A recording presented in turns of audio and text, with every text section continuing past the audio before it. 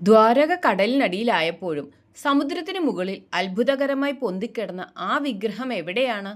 ലോകത്തിൻ്റെ ഏതു കോണിലാണ് അതിന്ന് കുടികൊള്ളുന്നത്? കേരളത്തിൻ്റെ സ്വന്തം ഭൂലോക വൈകുണ്ഠത്തിൻ്റെ ഉത്ഭവകഥ നമുക്കിന്ന് കേൾക്കാം. ഭഗവത് കഥകളിലേക്ക് ഏവർക്കും സ്വാഗതം. ദ്വാപരയുഗത്തിൻ്റെ അന്ത്യം. ഭഗവാൻ ശ്രീകൃഷ്ണൻ തൻ്റെ അവതാര ലക്ഷ്യം പൂർത്തിയാക്കി വൈകുണ്ഠത്തിലേക്ക് മടങ്ങാൻ ഒരുങ്ങുന്നു. ആ സമയത്ത് ഭഗവാൻ തൻ്റെ ഭക്തനായ ഉദ്ധവരോട് ഒരു രഹസ്യം വെളിപ്പെടുത്തി. ഉദ്ധവ, ഞാൻ ഇത്രയും കാലം പൂജിച്ചിരുന്ന ഈ ചതുർബാഹു വിഗ്രഹം ഉടൻ തന്നെ സമുദ്രത്തിനടിയിലാകാൻ പോകുന്ന ദ്വാരകയിലുണ്ടാവും. ഈ വിഗ്രഹം ലോക നന്മയ്ക്കായി സംരക്ഷിക്കണം.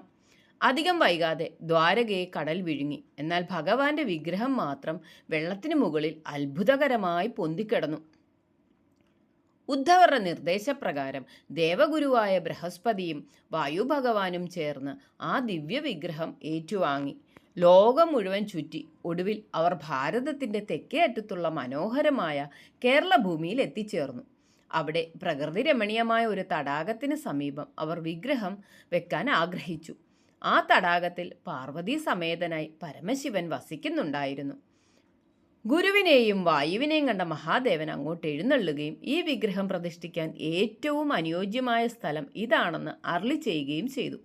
ഭഗവാൻ വിഷ്ണുവിൻ്റെ ഈ ചതുർബാഹു വിഗ്രഹത്തിന് വേണ്ടി മഹാദേവൻ തൻ്റെ വാസസ്ഥലം വിട്ടുകൊടുത്തു എന്നാണ് ഐതിഹ്യം. ആ തടാകത്തിന് പിന്നീട് രുദ്രതീർത്ഥം എന്നറിയപ്പെട്ടു. മഹാദേവന്റെ നിർദ്ദേശപ്രകാരം ദേവഗുരുവും വായുഭഗവാനും ചേർന്ന് ആ വിഗ്രഹം അവിടെ പ്രതിഷ്ഠിച്ചു. ദേവഗുരുവായ ഗുരുവും വായുഭഗവാനായ വായുവും ചേർന്ന് പ്രതിഷ്ഠാകർമ്മം നടത്തിയതുകൊണ്ട് ആ പുണ്യഭൂമി ഗുരു വായു ഊർ അഥവാ ഗുരുവായൂർ എന്നറിയപ്പെടാൻ തുടങ്ങി. ഭഗവാൻ കൃഷ്ണൻ നേരിട്ട് പൂജിച്ച വിഗ്രഹമായതുകൊണ്ട് ഈ ക്ഷേത്രം ഭൂലോക വൈകുണ്ഠം എന്നും വിളിക്കപ്പെടുന്നു.